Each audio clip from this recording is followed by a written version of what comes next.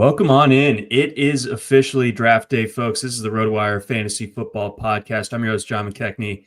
That is Mario Puig. We got a special deal going on this weekend over here at RotoWire. 50% off any RotoWire product. Just hit that link there at the bottom of your screen there, rotowire.com, code YouTube50. That gets you 50% off anything that you're looking for over at RotoWire. And also, big shout out to our presenting sponsors over at Ultra GM.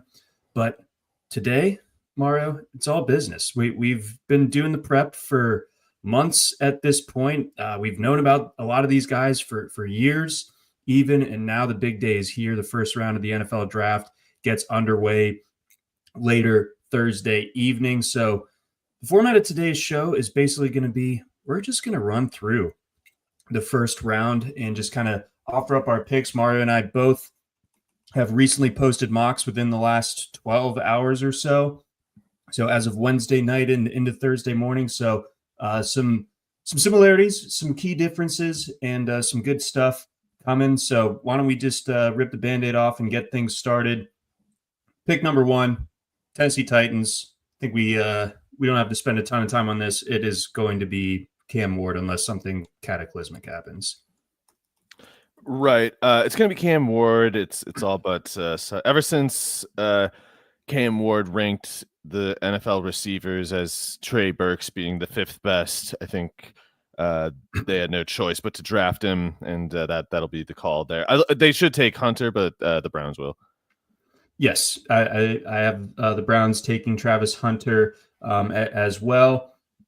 I feel like the sentiment has died down. I know that there was some reporting earlier this week that the Giants were kind of actively shopping that number 3 pick.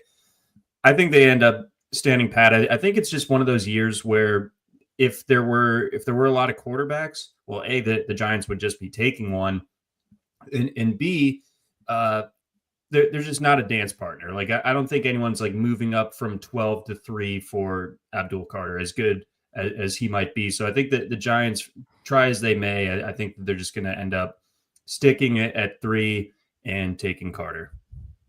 Yeah, it could be both maybe a lack of a trading partner, and also I don't know if this is one of those things where it was one way the whole time and the press, the public were just late to it and mistook the discovery as like a new development rather than just like an old thing that they just didn't know the whole time. But it seems in the media anyway, Shedeur Sanders' stock has been depicted as falling, maybe even precipitously falling. And if that was not something that Joe Schoen, the GM of the Giants, assumed the whole time, he might have backed off on the idea of trading back from 3 because he became more certain that he'd be able to get Sanders just from like the 34th pick or whatever.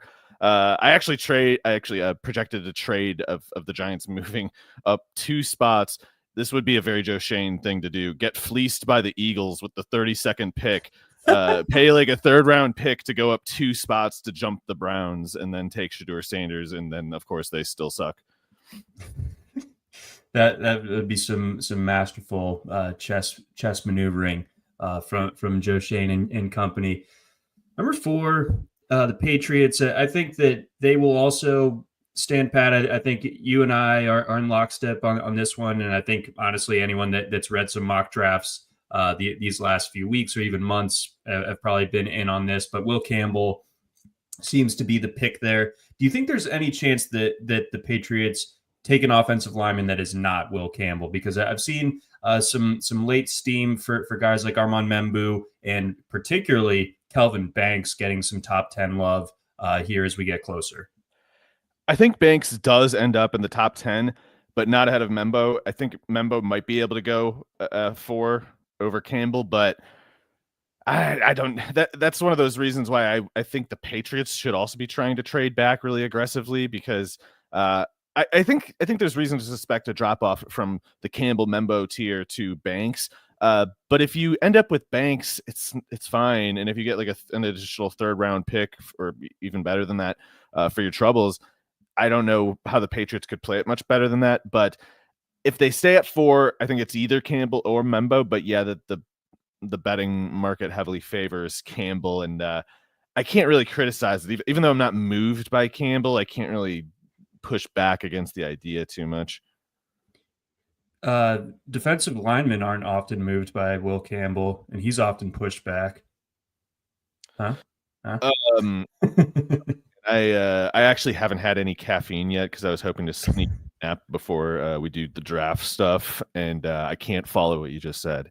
My brain's not there. An absolute offensive line zingaroni, right there. I'm like, he's sorry. He started as a true freshman there, which is not easy to do in the SEC, and it's why, like, even though the short arms thing concerns me quite a bit, I'm kind of able to squint a little, and it's not like I'm taking the leap of faith exactly. It's more like I'm just trying to defer to the people who know more than me, and just sort of I can take the leap of faith that they are right to rank them that high, because yeah, the arm thing is a concern, but there's always going to be the first the next first player to have whatever level of success, even though they had this like red flag in their profile. And it's like, if Campbell just needs to be the first left tackle of his arm length to do well, then there's still plenty of reason to think he can do it. Yeah, just a really interesting like kind of tension between what he put on the field at LSU tape wise and starting right away at a premier program versus, but his arms aren't 33 inches. So we'll see how that all shakes out. I do think when you mention the Patriots looking to trade back, I think the only way I really see it happening is if the Bears have intel, and this bleeds into our fifth pick here as well. If the Bears feel like at an absolute certainty that the Jaguars are going to take Ashton Jeanty at 5, then I think that they would try to move aggressively to get to 4. But that's the only way I see it happening. But I think it's a more likely scenario, and we both outlined this in our mocks, that the Bears and the Jaguars are actually dance partners, and they swap picks so that the Bears move up to 5, take Ashton Jeanty. I would love that pick. I think that'd be a great move for them. And I think in the Jaguars case, I mean, us both being Travis Etienne guys aside, I just think that the Jaguars have bigger holes to fill than running back right now, and taking one at 5 feels like a bit of a misuse of that type of selection, as good as I think Ashton Jeanty is. So I think it would be prudent for the Jaguars to look to move back, and I think that the Bears would be willing to do so, to be the other end of that. Yeah, I think the Bears are. I guess I just think the Bears are going to get Jeanty somehow, and if like you said, the Patriots can or if the Bears can be convinced that the Jags will take, well, I guess no, they just gotta. Anyway, I guess they got to get to that 5th pick, and it depends on whether it's the Jags or the Patriots who ask more for the pick. But 5th Jeanty is what I'm assuming, and kind of like you were saying, the Jaguars have enough needs, and in my opinion, including the offensive line. Not to assume the Bears' offensive line is fixed. God knows a lot of these polls moves have not worked out the way they were supposed to, and so it wouldn't be the most shocking thing if it's like, yeah, you just got Joe Thuney too late. You picked him up right when he was toast. Simple as that, And if something like that turns out, if Jonah Jackson was always a fraud, then the Bears' offensive line is kind of just right back to where it was before, and in that category where the Jags are, where it's like, it's going to be a good offense, I think, but it's like that offensive line needs some building before it's anywhere near the level of the Tampa Bay one. And when you look at Tampa Bay's success, even before Liam Cohen, you would say, like, yeah, it's because of that offensive line. It's because of Tristan Wirfs just folding people up. That's how you get a guy like Bucky Irving to put up quite the numbers that he did. And it's like the Jags, if they had a running back as good as Jeanty, it would kind of be going to waste a little bit until they get the offensive line up to the standards that they had in Tampa Bay, which was near the top of the league. No, exactly. Yeah, there's not a Tristan Wirfs on that offensive line in Jacksonville right now. 6, the Raiders. I think it makes plenty of sense for them to go running back at offensive line. And I never really felt like they were a great spot for Jeanty, just because, kind of for the similar reasons you were just saying about the Jaguars, where it's like you got bigger problems than running back right now, even though their backfield is pretty sus. But I think you can address that on day two and be pretty happy with what you get if you're the Raiders. So offensive line makes plenty of sense. I don't know what exactly is going on with the Colton Miller dealio. You have them taking Armand Membu out of Mizzou, kind of like the toolsier of the top end. Offensive line prospects was pretty much strictly, if I remember correctly, a right tackle at Mizzou, but did really well there. I think that he would be kind of a not sexy, but a good kind of smart pick by the Raiders. Tell me if I'm crazy though. I had them going with Ted McMillan. And I know the draft odds seem to suggest that is kind of off the wall as well. But I mean, I love Brock Bowers. There's no doubt that he is like the guy in that passing game, and I'm a big Jacoby Myers guy too. But I think you could do a little bit better, in terms of stocking up your playmakers if you're Vegas. So I feel like McMillan, I just don't think it's completely out of the realm of possibility that the Raiders would consider him. You're right. I do think the Raiders wanted Jeanty, and now that just kind of seems out of reach. So I suppose I would assume it is offensive tackle or McMillan. And not to push back against the McMillan idea on its own, it makes perfectly good sense. It's just I have trouble seeing how it would make more sense than one of the offensive, specifically Membo or Banks. And while I think Banks would be an acceptable pick, I think Membo's the more ideal one because it's just everything that Banks has going for him. Membo has going a little bit more. I guess you could say Banks has more left tackle potential, but I don't know if I truly believe that. I think maybe it would be a little bit odd looking to have such a brutishly powerful left tackle as Membo is, but I don't know. He can really move. So even though he's huge and powerful, doesn't mean you have to put him on the strong side. You can put maybe Membo on left tackle just as easily as Banks. And I don't know. At the very least, I just think Membo's just got higher floor, higher ceiling than Banks. So I would expect Membo to go there and Banks to go to the Jets, basically. I like it. For 7, I had the Jets taking Tyler Warren, but I'm not sure how solid I am on that. The odds basically have them at Membu 2-1 and Warren plus 240. Warren was plus 380 to go 7th overall late last night when I was looking at this stuff, and then I checked again this morning. And so I mean, it seems like he there's a little bit of traction going there. I don't think it'd be a smart use of the pick if you're the Jets. I think again going offensive line, you have either Membu or Banks, whichever one is available.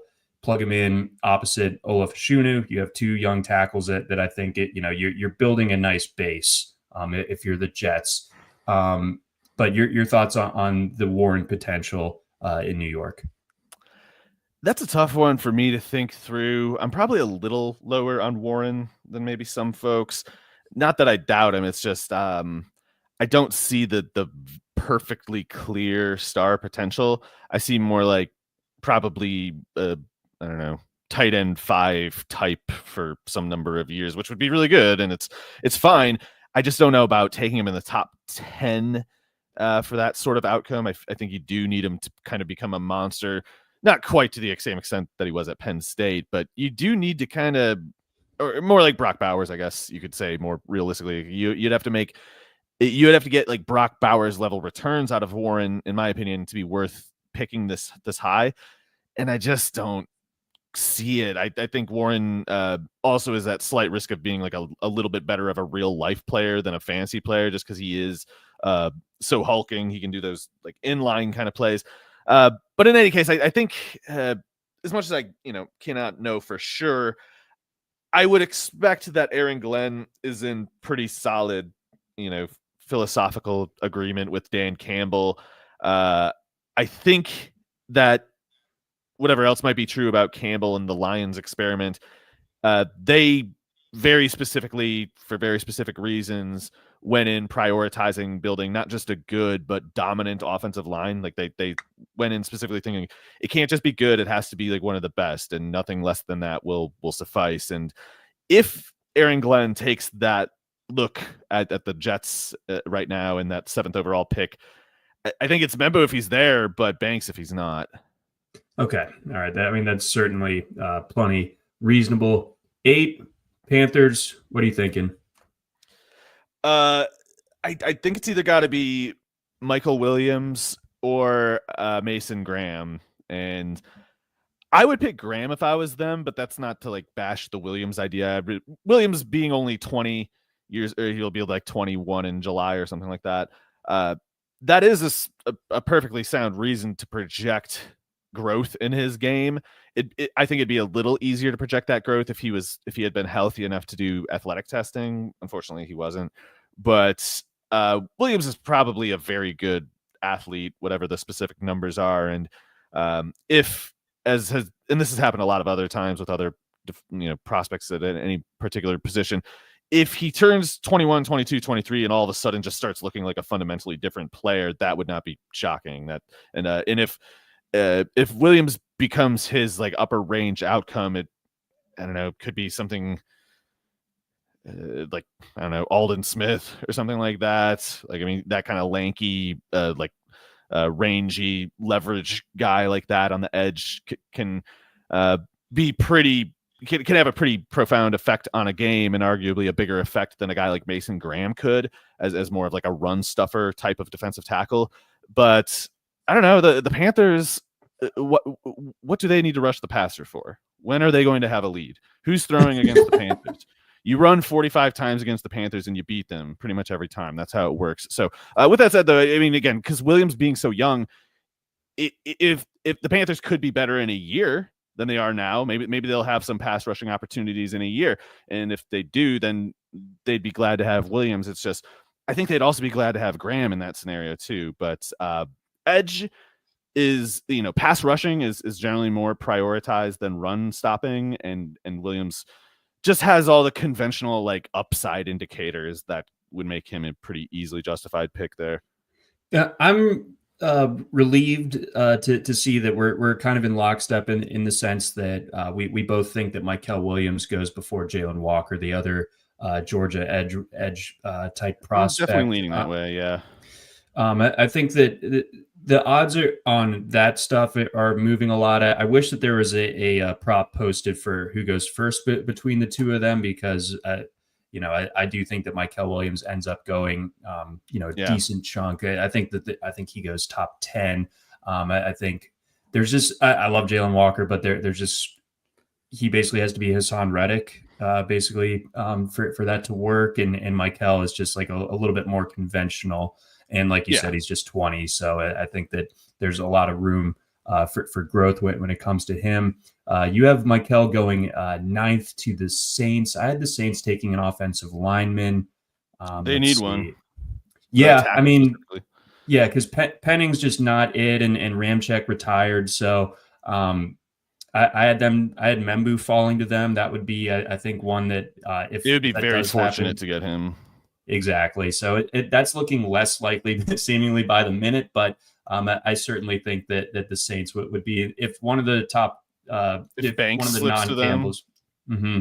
So I think either one of those, the Saints would be very happy with that. And I'm off the idea of the Saints taking a quarterback at least at pick number 9. Yeah, people are still pushing the Dart hype, and maybe there's something to it, but what's the point anyway? They're in the exact same spot as the Browns, where why would you take a swing in the early first round on a quarterback who's probably not worth the pick? And even if by some miracle they are, you're still going to get them killed with that roster you have. So just tank, because you don't have a choice. You're going to lose this year. Get a quarterback next year. Try to build the offensive line in between then and now. It's not like this is a Trevor Lawrence type of prospect that you just like have to take them now. Jackson Darts are in every draft. Yes. So it's just not worth like jeopardizing other like key parts of your roster. You need to get that roster in place. It's certainly one of the worst ones on paper right now. What did you have the Jaguars doing with their newly minted 10th overall pick? I had them taking Tetero McMillan, and I would like that. I was a little disappointed with McMillan's athletic testing, but to me, it was the kind of thing that took him from a potential top 5 to merely a top 15 kind of player. So it's not like I was like, oh my God, he sucks now. But at 10, after trading back, I think that would be a really good scenario for the Jaguars, even if you're somewhat agnostic on where McMillan ranks specifically among the receivers in this class. Like moving back, getting a totally good projected boundary starter opposite Brian Thomas, and getting like a 3rd round pick for your troubles. I can imagine a much worse way to run a draft. And while I think it's really still difficult to tell which way the Jags are going to go. They've associated themselves with basically every player in the first 25 picks. I do think McMillan is one of the better options that they could pull off in this scenario. I do too. I'd like to see McMillan there as a big target on the boundary for great Trevor spot Lawrence. for him, by the way. That would be a really great spot for McMillan's interest. Yeah, and I'd continue to. I mean, there's nothing that can stop me from drafting too much Trevor Lawrence, but that certainly would not slow me down whatsoever. I had Mason Graham falling to the Jags, so they were linked to Graham for a long time. At 5, I think there's a pretty decent potential that Graham falls to 10 or so, maybe even a little bit later. So it felt like that would be a natural fit. Him next to Armstead, I think would be pretty nice. The same way that, like you were saying with Graham in Carolina, him and Derek Brown would be pretty sick, honestly. Before we get on to the 11th pick, everyone's waiting for it, the San Francisco 49ers, we have a message from our friends at Ultra GM.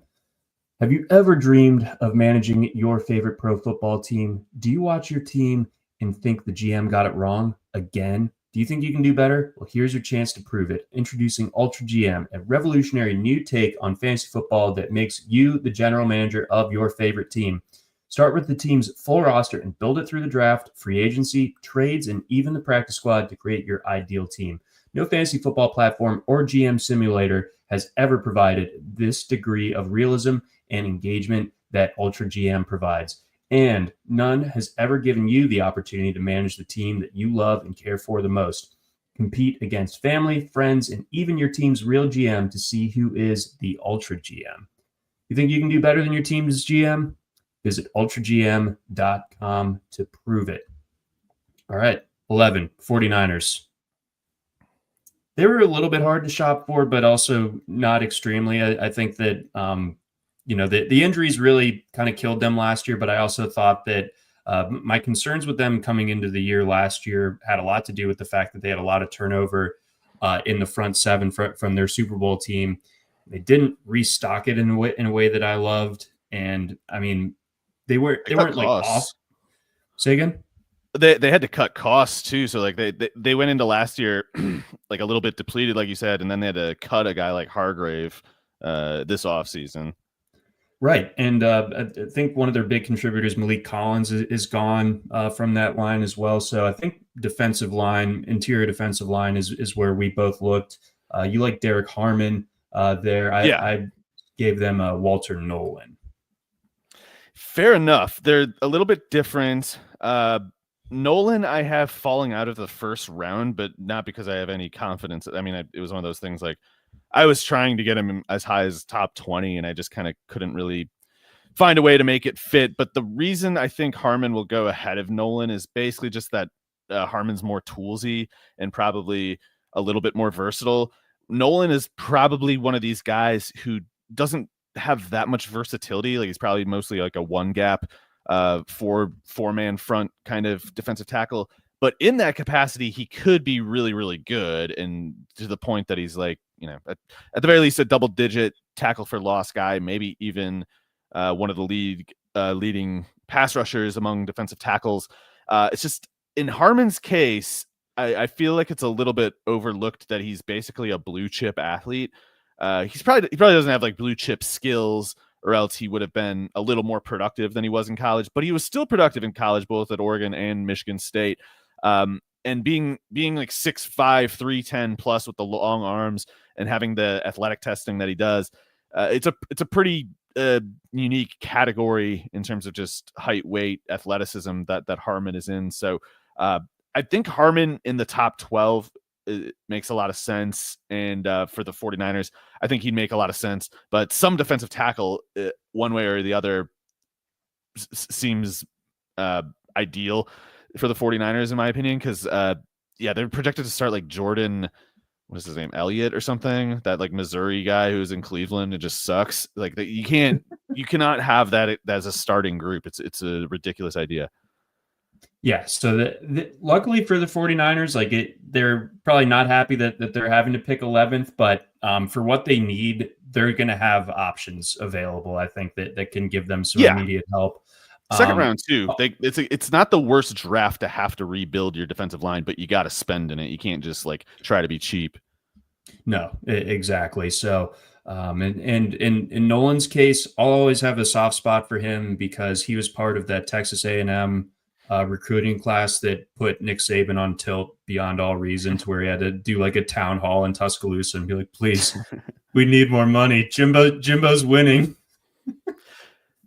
It's as far, he could be like the perfect Hargrave replacement. So like, as much as I was saying Nolan's not quite as versatile as Harmon or whoever else, the 49ers might not care. Like the Hargrave thing might be the only thing they're trying to replace, and Nolan could be pretty good at that. Nolan, he was an all-world recruit. It never really like panned out extremely well for him in college, either at A&M or at Ole Miss, but I don't know. I have a hard time letting go of guys that were like consensus top 10 5-star types. I'm like always going to believe Austin 101. But Trent Thompson, I'll still carry the torch for him, even though he was the first ever number 1 overall player coming out of high school to go undrafted. That was nice. Tough. Cowboys 12. I think we both like Matthew Golden there as a landing spot. Yeah, I think Dallas could really use a wide receiver personnel upgrade after CeeDee Lamb. Jalen Tolbert, he's like a wide receiver 4, I think, wide receiver 5, something like that. And when you have a guy like him on the field, I think it risks letting so much attention fall on Lamb that it actually starts to make it difficult to get Lamb the ball, or like more difficult than it should be. Golden fixes that because two wide, 2 tight end set.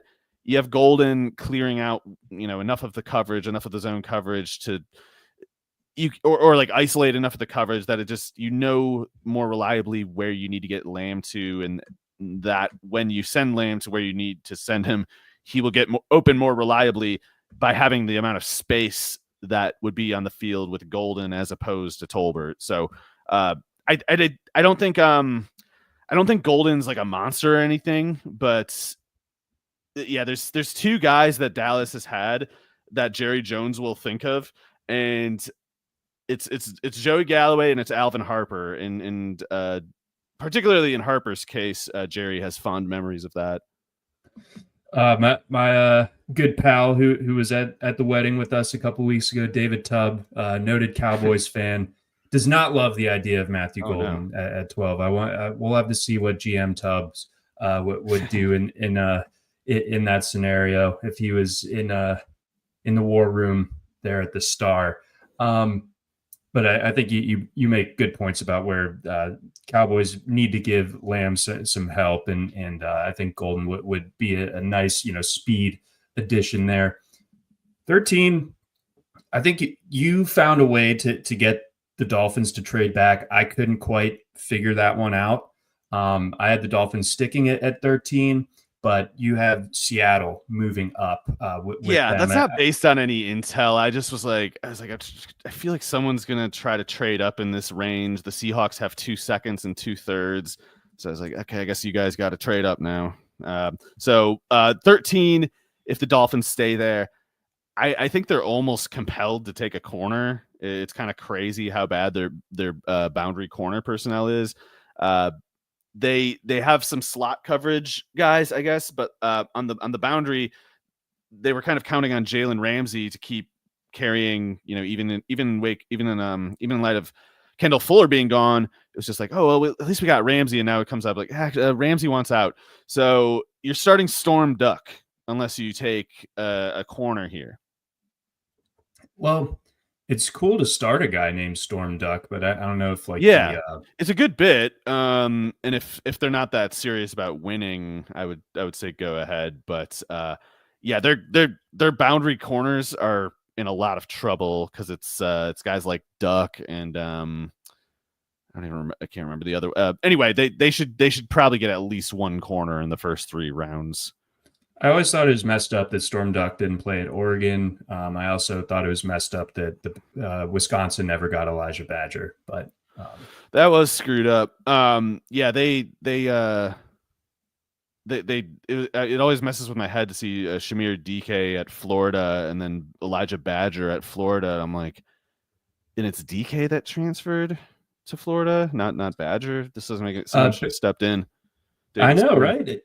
Yeah, because I guess Badger started out at Arizona State, and then they both landed at Florida this past year. You bring up a good point about like the boundary in particular. It makes me feel a little bit worse about what I projected to the Dolphins. I really like Jahdae Barron out of Texas, but a little bit smaller as far as the corners go. But you don't have like a ton of like really like long rangey corners that I think would be viable at 13. Nothing wrong with Barron. At worst, too, if Barron can't stick at nickel corner should be easy for Barron. It shouldn't be hard. But like, if for some reason he can't get corner reps on your defense, he can get them at safety. Yeah, I think so too. And I suppose Starks would kind of fit that bill as well. 14, Indianapolis. What are they doing? They're going to anger me considerably by taking Colston Loveland, Michigan tight end, and it's annoying because the way I see it, even if you're an Anthony Richardson optimist, the way you get that offense working with Anthony Richardson is always unconditionally one where you are not throwing the ball much. You are always going to be among the league's lowest passes attempted offenses. So I see it as it would be the Colts entirely misunderstanding their problem to spend the 14th pick on a guy like Loveland, who, by the way, is extremely high ceiling pass catcher. If you have the quarterback, good pick. But this is an offense that already can't productively throw the ball 25 times, even though it has Michael Pittman, Josh Downs, Alec Pierce, and Adonai Mitchell. It was never a void at tight end that contributed to the problems for the Colts passing game. It was the fact that the quarterbacks couldn't get through their third read, let alone the fourth. Nothing can grow. It's like the Colts getting Loveland is like spending a bunch of money on seeds when you don't have anywhere to plant them. It's like it just doesn't. You can't use this. Why are you spending so much to buy it? Let the Chargers get Loveland. But yeah, Loveland is a really good player. I understand on his own merit why the pick would make sense. It just won't help any of the problems that the Colts have. No, I don't think so either. And with that in mind, like I think tight end, it does feel like it very much like in the realm of possibility for Indianapolis, whether or not it's actually a good pick for them. I gave them Josh Simmons out of Ohio State. I know he's coming off the knee injury. OL. That would be the much better way, I think.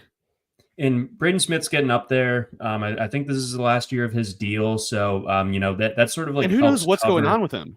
I mean, Braden Smith might walk. He could do a Ricky Williams type. He could walk off in the middle of training camp. And then what are they going to do? Like they need to. I think, getting a guy who is a tackle who can also play guard would be ideal. Be it Simmons or Connerly. Even if they have to trade back to do it, the Colts should, because they need a right guard and they need a backup plan for Braden Smith. And that basically, to me, requires spending both their first and second round pick on offensive line. Yeah, definitely. I mean, that would just help a lot of the problems in that offense. And then, the quarterback play is going to be what it's going to be, but at least give some time for some of those plays to develop. Yeah. 15, Falcons.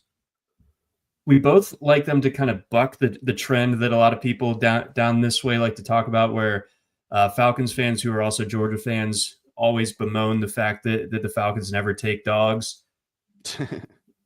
We both like Jalen Walker as a fit for the Falcons. Yeah, it seems like the reporting around the Falcons is that they're definitely taking an edge rusher, which may well be true.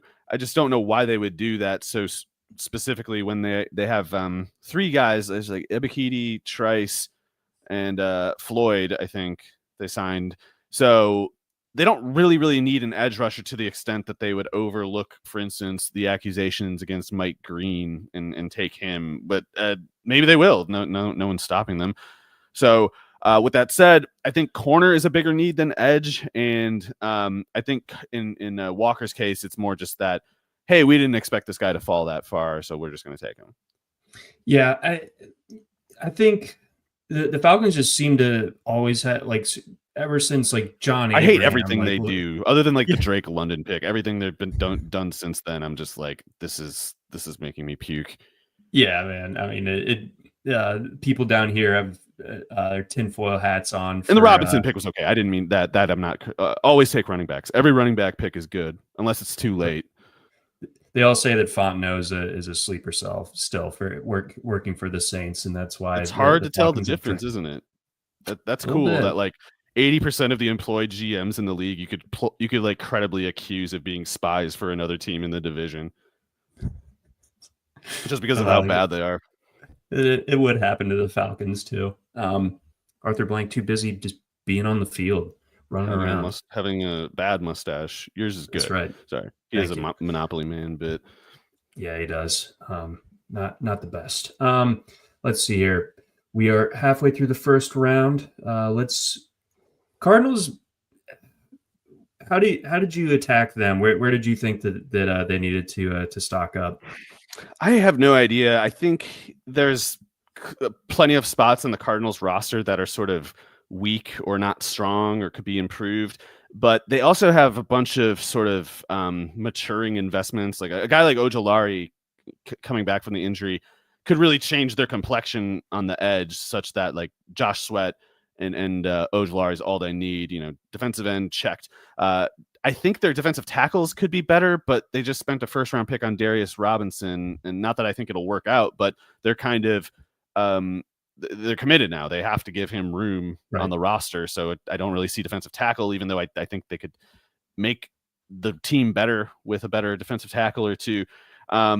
It's like their corner play isn't great, but they're not trying to get rid of Murphy Bunting or Sterling Thomas. Max Melton could step up a little bit. Garrett Williams is in the slot. I think in that sense, maybe the Cardinals are positioned to go best player available, and whatever you read on that might be, I'm not sure. But yeah, I had them taking Will Johnson because this is not an inspired projection on my part. Johnson was often projected in like the top 10 some number of months ago, and he's just been steadily getting lowered in the rankings, in part because he's been injured both at the combine and what was supposed to be a scheduled pro day. He was too hurt, I guess, to do the full athletic testing. So if Johnson was supposed to be a top 10 pick, and if he might have been a top 10 pick if he had done athletic testing, then maybe to a team like the Cardinals, he's worth taking, even though they have Melton and Williams, and even though they're not trying to run Murphy Bunting out of town. It's just like, if Johnson's the best player available, then maybe they should take him. Yeah, that certainly makes sense. I was looking at corner, but I guess I was maybe a little bit too optimistic about the Murphy Bunting Starling Thomas combo, so I gave them a Kelvin Banks. But Kelvin Banks, even in just the few hours that since I've written this, it looks like he'll be gone. That one caught fire quick. Yeah, my goodness. 17. Right now it's the Bengals, but you think a trade is possible? Not like as in I suspect it. I just kind of thought if by some miracle Colston Loveland is not poached by the Colts, then at some point I figured the Chargers would try to trade up to get him. And more likely than not, they won't, because it seems like they'd probably need to get as high as 13 to get Loveland. So I don't know what the Chargers would be doing there in I don't think the Chargers would be there if the way the betting markets currently expect things to go unfold that way. And so instead, the Bengals, even though I don't project them in this mock, more realistically, it'll be the Bengals at the 17th pick. At the 17th pick, I don't really know how to call it for the Bengals. I think they have plenty of needs, but the guy that I projected them to take at 22 after trading back those 5 spots was Jahdae Barron. And even if it's at 17, I wouldn't find that I would find that to be like a totally solid pick, even though we mentioned the concerns like maybe Barron can't play boundary corner. It doesn't matter if every team in the league is running nickel defense at least 60% of the time, and a lot of them more like 85 or whatever, then you just put him in the slot. And if you don't run nickel that much, you can just put him at safety. It's not hard. Yeah, I feel like the Bengals, this is a good draft for them in the sense that they're going to have guys that can help them right away that are good values. Like you watched the Bengals last year, their defense was just so bad, like especially like the secondary. So I gave them Will Johnson, but I think Jahdae Barron makes some sense as well if he's available, especially at 22. You know, maybe the size boundary concerns lead to a slight skid for him, but I think that guy can absolutely play and would be really nice pick for the Bengals wherever they were to get him. And I think Johnson would fit nicely there as well. Maybe it didn't work with Dax Hill in Cincinnati, but maybe it will with Will Johnson. 18. So in this scenario, you have the Dolphins picking here. I kept the Seahawks where they were. I gave them Jihad Campbell. I feel like he's just kind of a nice, like a guy that Mike McDonald would like to have on his defense. Like, he can do a whole bunch of stuff. He's really twitchy, has some bad shoulders. So that's like a bit of a concern, but at the same time, like I think what he brings to the field would be like a nice fit for Seattle. But in this, what would you make of that if that ends up being the pick for Seattle? And then, what do you envision the Dolphins doing if that trade ends up materializing? Yeah, so I put Hairston with the Dolphins just because of like we're talking about before, their corner issues. Hairston has off the field concerns that could be substantial. I can't tell. Dolphins might or might not care about that. Don't know. But for the Seahawks, I had them taking Tyler Booker, albeit in a trade up in this projection. I just kind of think that the offensive line run might get a little more out of hand than people expect, just because I think that's going to turn out to be the group that people feel the most strongly about. This draft has a lot of you can take it or leave it, but the offensive line is really quite good at the top. Seahawks, I think, could feel a little dubious about both of their guards, Christian Haynes and Anthony Bradford, and right tackle Abe Lucas has been hurt pretty much all the time. So offensive line, I think, would make some sense for the Seahawks. No, it definitely would. I think in that scenario, getting a guy like Booker, it's not flashy, but I think he just immediately adds some credibility to the interior of your offensive line. Circling back to the Cowboys discussion quickly, GM Tubbs mentions that in lieu of Golden, if McMillan's there, then he would like that. But otherwise, he feels that you can get an improvement over Tolbert at 44. That's probably true. Yeah, definitely. Or probably can. So good eye there.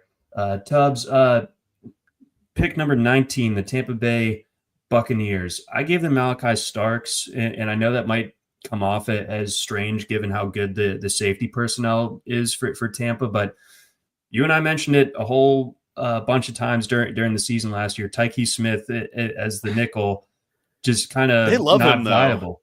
I guess we'll see. I think it's really going to hit the fan for him in coverage this year, but people they love how he's like a big hitter. It's like he should be a big hitter. He's a linebacker. Linebackers should be able to clobber slot receivers. They're a lot bigger. But yeah, we'll see. I agree though. I mean, slot would be an ongoing concern for the Buccaneers if I was running that team. And I think Starks would fix it. I mean, he looks really good. He can't fall that much far. Like Starks too is one of those guys where it's like you got to project him at some point, even if you don't have a specific idea of where he's going to go, because it's just not going to be that long that he's on the board. No, I saw like him popularly like getting mocked to the Ravens a lot at 27. It's just like I don't think he's there. I just don't. I think he's top 20. But yeah, it's in any case, I think if the Buccaneers are not taking Starks, I think if Jahad Campbell falls that far, he would make some sense because their inside linebacker personnel is not that great. And if Campbell turns out to be more of an edge rusher, they could use him there too. Yeah, definitely, especially after the Joe Tryon Troyanka experiment did not go quite according to plan there. 20.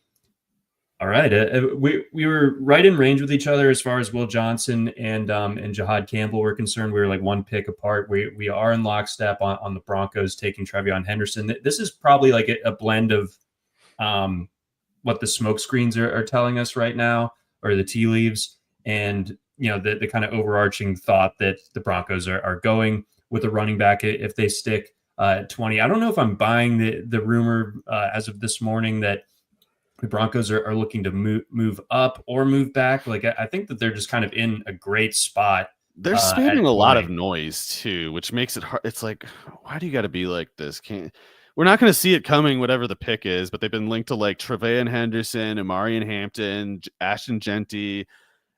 Anything you really want, you can be like, yeah, the Broncos have been linked to that.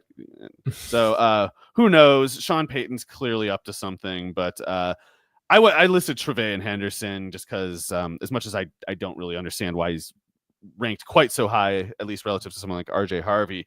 I think he's good, and I think he's a lot better than Jaleel McLaughlin and Tyler Beatty or whatever Sean Payton is doing there. So I get it enough, and moreover, all glory and power to running backs. So this is a good pick as long as it's a running back. Yeah, they have to do it. They're like honor bound to do that. But it just, if they don't go running back, I mean, did you even consider any other like possibilities for the Broncos? I honestly didn't. I think they could use another edge rusher. They could probably use like a killer defensive lineman, but yeah, they don't have that many needs, or at least like that's one of those teams where it's, even if you projected upgrades for them at various spots, they might be loath to bench the guy that you're thinking they will. So I don't know, admittedly. I didn't think Henderson was a lock first round talent personally. But it seems like he's taken over Hampton in the consensus like projection at this point. There's still a little bit of decent margin that you can like get with Henderson as far as like the draft betting odds are concerned. FanDuel, I wrote about this in my props article, but they have a top 4 exacta for the running backs, where it's Jeanty, Henderson, Hampton, Judkins, and you could get that at just about 3-1 as of this morning. But it feels more and more likely that Henderson is the second running back off the board. I think that's like the spot that parlay could fall apart. But I wouldn't be surprised. Maybe not. I mean, I like change. Hampton more still. I think Hampton would be a decent enough pick for the Broncos. No, absolutely. But I'm just saying that the way the winds are blowing right now, like it wouldn't surprise me if Henderson is the second one off the board. And then I would be surprised if Judkins wasn't the fourth running back off the board. I'd like to take that for a given. I seem just way too high on Judkins, so I'm like not even really engaging reality on it anymore. But yeah, if the internet has its way and Caleb Johnson goes ahead of Judkins, I'm just I'll never recover. Well, I don't know. We need like at least like a biannual like warpath for you to be on. So it's like 4 times a year, not once every 2 years. Whatever that term is. Quad annual something. A bunch of times every year. One of those words. They're always fun. Before we get to the last 10 or so picks of the first round, we do have a message from our friends over at Circa. Love Circa. While your favorite team is making a splash in the draft, you can be making a splash at the ultimate pool party at Circa Resort and Casino in Las Vegas. Stadium Swim is your year-round destination for nonstop fun with 3 levels, 6 pools, and a massive 143-foot screen to catch every game and every season. It's the place to be. Soak up the sun and party all night, 365 days a year at Stadium Swim, only at Circa Resort and Casino in downtown Las Vegas. Secure your spot now at circalasvegas.com. All right, 21st. This is definitely an area of interest. Right now, the Steelers have it. Right now, I think a lot of people, us included, think that the Steelers are not going to keep that pick. I think they are going to be looking to move back. How far do they move back, and who comes up to take that spot? Well, look, in Pittsburgh's case, I guess the big question is there's 2 questions. Like, are they really going for a quarterback? And if so, is it Dart or is it Shedeur Sanders? And I have no strong belief about any of this. Like, I can see by conventional wisdom that they might go. In the case of my mock, I projected them trading back with the Chiefs and taking Dart with the second to last pick in the first round. Because if you think that the quarterback is worth taking, you want to still take them in the first round because you get that 5th-year option or whatever. But I don't know. I think the Steelers could use a number of players, get a starter at least a couple other positions than quarterback if they were to go for it. It's just it just seems like the drumbeat right now is for them to just like, you have to do it. You have to take a quarterback. That mantra didn't work out so well in the Kenny Pickett case, but let's try it again. And admittedly, I do think Dart's a lot better. Even I'd say Shedeur Sanders is a lot better than Pickett. And I think Sanders is terrible. But I think Dart in a trade back would kind of be like, if the Steelers, I don't know, their options seem to be like Kirk Cousins and Jackson Dart and Shedeur Sanders, so whatever they feel like doing with that, Godspeed. Yeah, I think I have the Steelers moving back to 25. I have the Texans moving up with them, and I have the Steelers taking Shedeur Sanders there. You have the Chiefs making a bit of a splash move, and with the pick that you project, Josh Connerly, the offensive tackle out of Oregon, it comes back to our Super Bowl preview where we're like, well, yes, the Chiefs have Patrick Mahomes, but it's kind of a problem that we don't know what they're going to be doing on the entire left side of their offensive line. And that showed to be a big problem for Kansas City. Yeah, and Connerly, I just think is a good prospect. Him and Simmons both seem like they'd be pretty fortunate picks for the Chiefs. They signed as a Jalen Moore, the guy from the 49ers, but it looks like a Band-Aid kind of thing, like one of those signings that you do. So like, well, this way, if we wipe out in the first round and don't get a tackle, well, at least we'll have this guy. But it's not the player you sign and then say like, well, now we can't draft a tackle. We have this guy. That's not what's happening here. Connerly, maybe he wouldn't have saved their Super Bowl, but he would have done a lot better than Thuney for sure. And I just think Connerly should be one of the better or an above average starting tackle in due time. In the interest of just keeping it moving, I have the Chiefs keeping their pick at 31, and I have them taking the gamble on Shemar Stewart. But I could see that falling apart. It's just more. It's definitely like a luxury pick. Maybe they can't necessarily afford that with what's going wrong with their offensive line right now. But that's how I saw it unfolding. But yeah, I think if they go offensive line, that would be a really smart play by the Chiefs. You got to keep Patrick Mahomes upright. Otherwise, things like that Eagles game will happen again. Again, I had the Texans moving up for this pick.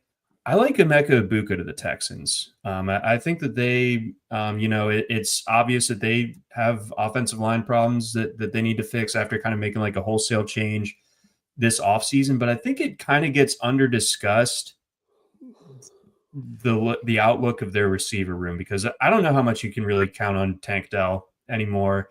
Nico Collins, as good as he is, and he's never played more than 15 games in a season, and Stephon Diggs is gone. And so Egbuka, like, I know he kind of has a bit of like a skill overlap with Christian Kirk. I still think that's a nice pick for them.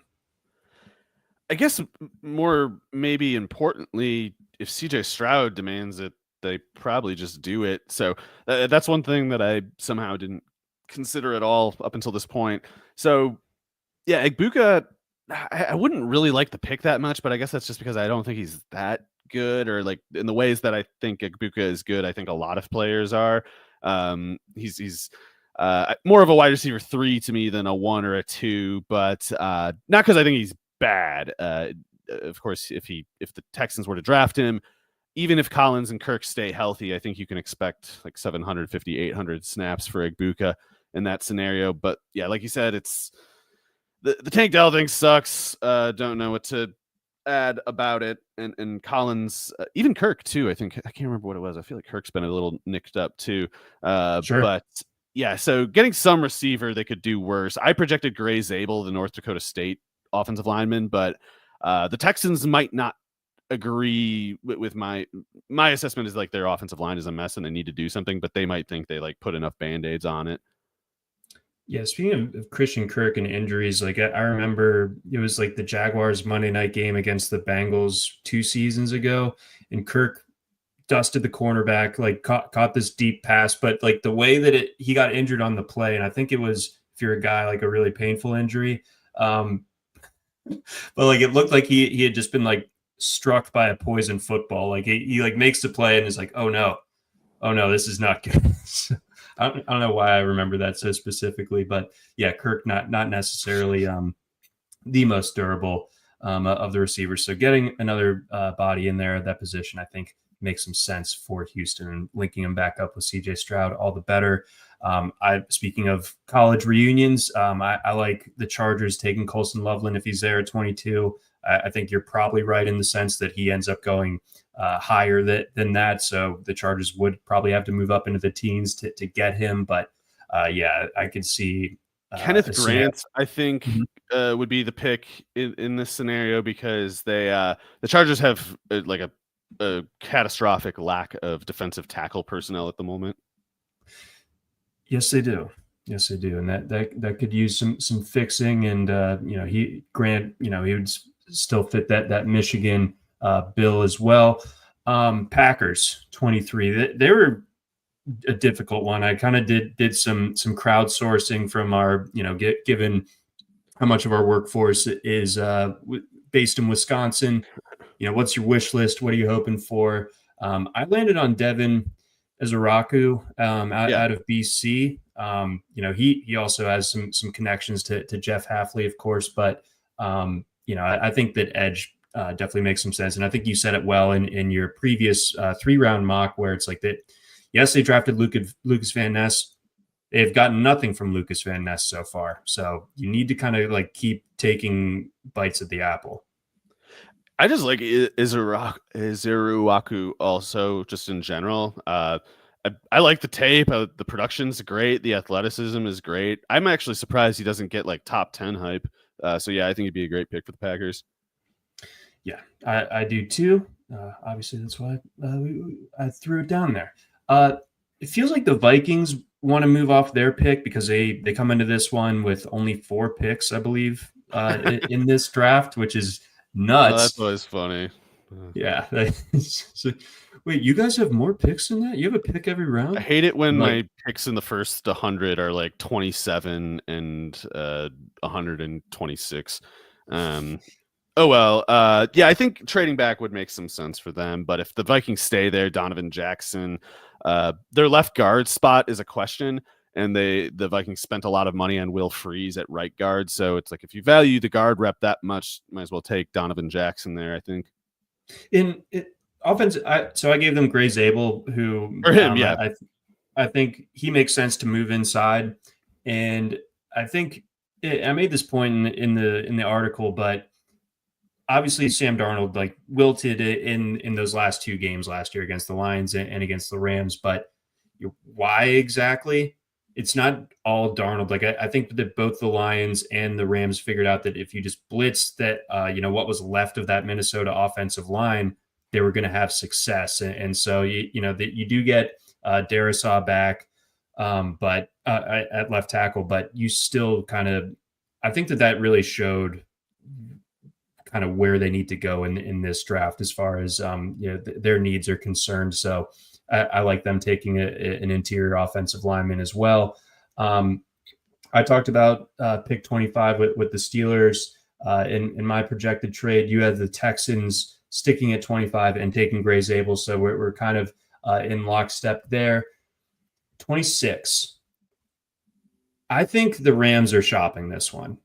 And I think that this is where the possibility of a team that picks in the top 3 of the second round makes their move into the late first, because I took a gander, and the Rams right now, not quite to the same dire straits as the Vikings, but after pick 26, I don't think they have a pick until like the comp pick at the end of round 3. I think that they would probably like to get a little bit more ammo, and they love not having. It's not even that bad pick by their standards. Jeez, exactly. Yeah, but yeah, trading back would make sense, and I guess like the Giants going after Sanders if he's still on the board, something like that, maybe. Yeah, I had the Browns going up and getting Dart because I had Sanders going to the Steelers right before then. But if the Rams do stick at 26, where do they go? I gave them the South Carolina safety, Nick Amenwari. Also one of I think my guys. I sometimes I get a little too, I guess, fixated on like whatever the athleticism upside, but I can't remember a prospect like Amenwari. Like the closest athletes are guys like one who is awful, Taylor Mays, one who is very good, and Sean Taylor. The height, weight, speed with this guy is just ridiculous. So if I had a team that I was like a big fan of, I'd kind of hope they could get him. Yeah, I think what's like doubly nice about him is he's not just like tools that are untapped. Like he really produced it at South Carolina. Like he was right. Like I don't know what he could have done playmaker. More. And it's one of those things like if I can't name a reason why he shouldn't go higher, maybe he should go higher, but I can't find a spot to project him. That defense last year for South Carolina was a lot of fun to watch. Their freshman edge rusher, I think his name is Dylan Stewart. So we'll be talking about him in 2 years. Crazy. He's just like, it's unbelievable what that kid's gonna turn into. I think it's different than Clowney, but it's kind of equally crazy almost in a sense.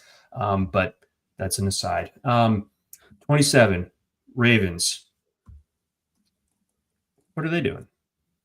Well, I projected Malachi Starks, but not with much conviction because I think he could go earlier than that. But as much as Ardarius Washington could be Baltimore's plan at free safety, it's like you better get a good backup or something because that guy's 5'8", 180, and that's small by cornerback standards. So, he goes in a little bit high trying to hit some tight end who outweighs him by 70, 80 pounds.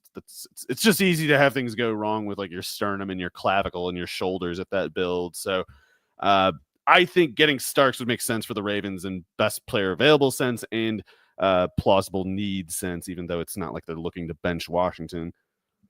Well, as a Georgia grad and a Ravens fan, I would really like that. But like you said, that I think there is like the door is open for Starks to go a little bit earlier.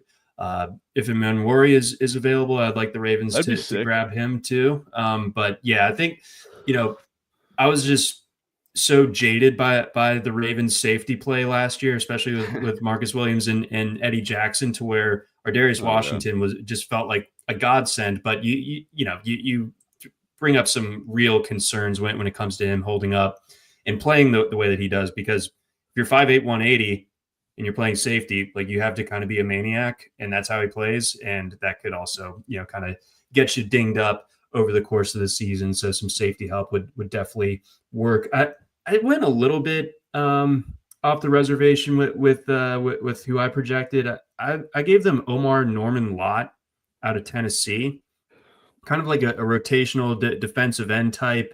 But I think Roderick Washington is just totally replacement level. Yeah. But if you can, if Norman Lott, who was kind of a rotational guy at Tennessee, but still had like really good pressure rate numbers, you just kind of mix and match him and Broderick Washington on the other side of Justin Madubuike or Nnamdi Madubuike. I think that makes plenty of sense for this defense. I would be a little surprised to see him go that high, but he is a player that I like enough. I would say, I guess it's a good time to mention one of my crank opinions about this draft is that I think Shemar Turner is better than Shemar Stewart. I know they play different positions, but it's okay. I'm just taking a stand on something. The defensive tackle Shemar is better than the defensive end one, and I think Shemar Turner is like in that same category as the Tennessee guy. It's like they're kind of like one gap 4-3 types, but disruptive. And I think that would be someone they might look at. I also think second round, watch out for Jamari Caldwell for the Ravens. They need a little bit of heft some way or another in that front three. Like you said, Washington just doesn't really meet their standards as a starter. No, he's just exactly fine, and I'm a little bit surprised that I thought that Travis Jones would be better than he is, but he's kind of he's playing nose. He's pretty good. I mean, he's anyway. They a guy like Caldwell, very easy. Michael Pierce, he's almost like a Michael Pierce like replica, but better, I think. Michael Pierce, enjoy your retirement, King. One of the greatest big man interceptions. They should have history. They should do a buddy comedy dual weight loss program with him and Stav. Now that because now that Pierce is out of the NFL, he's got to do that thing where he weighs like 190 pounds within 6 months. Oh yeah, like if you look at Marshall Yonda now, it like kind of like freaks you out almost. There's so many former linemen. It's like this guy is a small forward. I think like once they're out of the NFL, it's crazy. It's unbelievable. Yeah. So, and they should also build like a Michael Pierce statue outside the stadium of him like do it like with the pick and doing the slide. That was the best. Lions, we are in lockstep. Kenneth Grant. I think that if he's available, I think that's just sort of a no-brainer for Detroit. Yeah, I'm thinking now that'd be a little lucky for them, but I do like Grant a lot. I think he's the kind of player that the Lions like a lot. They put a big two-gap emphasis. So if they can't get a guy like him, you might have to worry about the Lions also getting in on the bidding for Caldwell. But I think either guard or defensive tackle or defensive end for the Lions.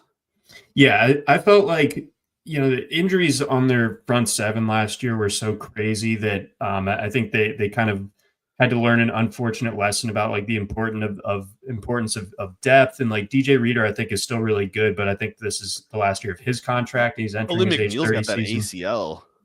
Right. So Week 15. So you kind of, I think you need to go deep, like interior defensive line if you're the Lions, if there's someone worth it. And two gaps specifically. They want the 340 guy. Not 1, 2. Yes. Washington. The Commanders. They could go any number of ways. I gave them Mike Green. You gave them Luther Burden though, which is cooler. I gave them Green in my second to last mock draft though. So yeah, I definitely think Green is in play for Washington. We're late enough in the first round now that it's like you start to see more conventionally the character risk type picks. And I don't know, the stuff with Green and Harrison is not great at an initial read, and I could imagine both of them falling out of the first. But if there are no character qualms with Green, yeah, he'd be pretty conventionally strong pick for Washington. I projected Luther Burden, but it was a very like uninspired thing. I was just like, yeah, it's the same thing as Debo, but Debo's older and you can just replace him that way later. I kind of dig it. And like having like two of those matchup problems on the field. He has a ton of injury problems in his career too. So it's not a paranoid concern in my opinion. No, not at all. It's like the wide receiver version of what we were just talking about with the Lions and their defensive interior. I think we both are kind of circling corner as the spot for the Bills at 30. Shavon Revel, give him give the listeners a little bit of a background on him coming out of East Carolina. He was, I think, if not for injuries, it could be a different story. He ends up going a little bit higher than this. Yeah, Revel's a weird prospect. Even before East Carolina, he transferred from some like Wofford level thing. I can't remember where he played at before then. So he was a small school guy who transferred from an even smaller school. But if not for the ACL tear, we have reason to think that at 6'2", 195 with very long arms, Revel might have ran something like a sub 4.4 or something like that. And I don't know. I'm thinking of like, if you're looking for a precedent of a guy from like a small school who still went really high at, there's a oddly long list of corners specifically. So you had like Rasheed Mathis and Dominique Cromartie Rogers, stuff like that. And Revel could have been like that idea of an athlete if he had the testing. With the Bills more specifically, it's like they got Teron Johnson in the slot, but their boundary personnel is pretty much trash. And Revel can only play on the boundary. Like he's kind of too leggy, too twiggy to be playing in the slot. You want him on the perimeter, but in that one capacity, he could be quite good. And it's like, he tackles. So it's easy to imagine a defensive backs coach liking Revel, basically. Yeah, I think so too. And, I think as long as teams are comfortable with the medicals and where he is in his recovery, which I believe, everything's on track there, then like a week eight kind of thing, conventional ACL type stuff. Yeah, and at that point, you're the Bills. Like you're going to be fine until then, and then you inject him into the defense, and you're ready to rock. Pick 31. So this is where you have the Steelers taking Jackson Dart. Like I said, I had the Chiefs keeping that pick and taking Shemar Stewart, but I do kind of share the same concerns that you do when it comes to Stewart. How'd you wrap up? Who's pick 32? So I had with the 32nd pick, the Eagles trading out of the first round to the 34th pick because I feel like Joe Shane in like a Final Destination sort of way, like it makes such perfect like literary sense that he would end up after talking about like got to take swings at quarterback, take Abdul Carter at 3. We got to take that swing at quarterback. And, if Dart were to go before Sanders and if Dart were to go to a team that was not the Browns, then the Browns and the Giants at 33 and 34 would be looking at Shedeur Sanders at the same time and, trying to pretend like they weren't going to try to, run after him as soon as they could. I also have the Giants trading. This would be a lot. A 3rd round pick to move up 2 spots at the end of the first round. That would be that'd be getting like your lunch money took or something. And I just think I think Joe Shane is like fated to an outcome like that. And of course it's still not going to work. He'll still just be under the same cursed, the same cursed conditions as always. It's just such a like Millhouse energy GM. This needs to happen. And he gets the extra year of team control to just make the Giants. Oh, they still fire him. They fire him in like November. Right. That's the other funny part. It's like Joe Shane does like he trades up for Sanders, and then there's like that Mara guy just like, oh right, I said I was going to fire you if Saquon Barkley went to the Eagles, and then he did, and then they won the Super Bowl. Oh, I remember that now. Okay, yeah. Anyway, you're fired. If the Eagles do keep their pick, where would you kind of go with it? Because I found them to be exceedingly difficult to shop for because they already have everything. I could see Mason Taylor if the Dallas Goedert stuff ends up materializing. I gave them Nick Emmanwori out of South Carolina. I think they'd take him if he fell that far because that's the Ravens make a lot of picks like this too, right? Where it's like that everybody watches a player fall too far, and then we're like, well, now they've got that. Why'd we let him get that guy? Why'd we let them get that guy? And then he turns out to be exactly as good as everyone thought and was worried about. I think they'd love to get him, but I think the Eagles are also open to getting like a guard upgrade because they have that Texans bust and Tyler Steen as their only potential replacements for Mekhi Becton. So either guard or like I said, Taylor could be the pick. Mason Taylor could go in the first round. The NFL is going to be very high on him.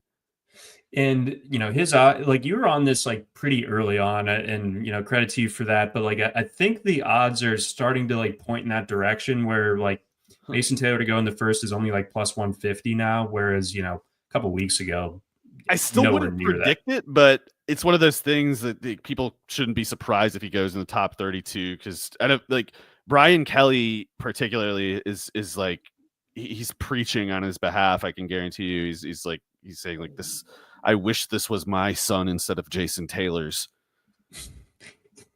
I mean, yeah, Mason Taylor is a boss. I remember his freshman year, he made like the game winning either touchdown or 2-point conversion against Alabama. That was nuts. But yeah, Taylor would definitely make sense for the Eagles, especially if they're trying to move on. Man, even if they keep Goddard, that would be a sick 2 tight end. Then you don't have to play Jahan Dotson anymore or whatever. Yeah. Yeah, Grant Calcaterra. Yeah, I mean the Eagles. I think you said it best. Like we're just fit. If they keep 32, they're going to end up with a guy that they had no business getting, and it's just going to be lengthening their reign of terror. Yeah, Howie doesn't really come out on the losing end of these transactions. Nope, he's pretty good. Man, yeah, that's going to do it for us here on this edition of the RotoWire Fantasy Football Podcast. Appreciate everyone tuning in on the live. Looks like we had a good amount of people watching. Now they don't even need to watch the draft. They know. No, we already gave you the answers ahead of time. So you run up to the window at your sports book and book it, baby. But no, for real, appreciate everyone listening. Big shout out to our sponsors over at Ultra GM and over at Circa. And don't forget, bottom of the screen there, 50% off any RotoWire product. I believe this runs from today, Thursday, through Sunday. RotoWire.com, code YouTube50. That'll get you 50% off any RotoWire product. Mario, anything to plug for the remainder of the weekend when it comes to our draft coverage? No, I mean, I'm just kind of preparing to enter the bunker for a few days. Correct. Yeah, I don't know. I got radio, I guess. I'm not fully in the bunker, only 1 foot in the bunker, because I got to do, I think, not today, but the 3 days after that, I'll be doing the shows with Jeff and Jim, and maybe just Jeff and Jim. I don't think it's Joe, because Joe's in Green Bay. So correct. Yeah, we got RotoWire boots on the ground up in Green Bay this weekend. Joe's waiting through the fields of sauerkraut to get a first-hand look, risking polka assaults and to get these like on the ground hard details for that's what's behind the paywall. That's the big thing that we have behind the paywall is Joe. That's right. Joe's culture reporting in Green Bay. And again, I mean, you can get that for 50% off. Use that code YouTube50. I'll be writing the day one recap article from a fantasy perspective. So anyone that you're going to be drafting on your fantasy team this coming year in Dynasty or in redraft, I will be running that. It'll be early Friday morning is when that'll drop. Joe's going to write the day 2 recap. We also will have a day 3 recap as well. And then, of course, we've got every single pick covered with news and analysis. So pick 1 through 256, 262, I forget what it is. Mario and I and our cavalcade of other draft nicks here at rotowire.com have it covered. We got one more comment there from our guy. Who gets Jeanty? Give me the Bears. Give me the Bears to get Jeanty. That's my last all guts, no glory pick. I'm rambling at this point, so I'm going to cut it off here. But again, thanks everybody for listening, and YouTube 50. Happy draft day.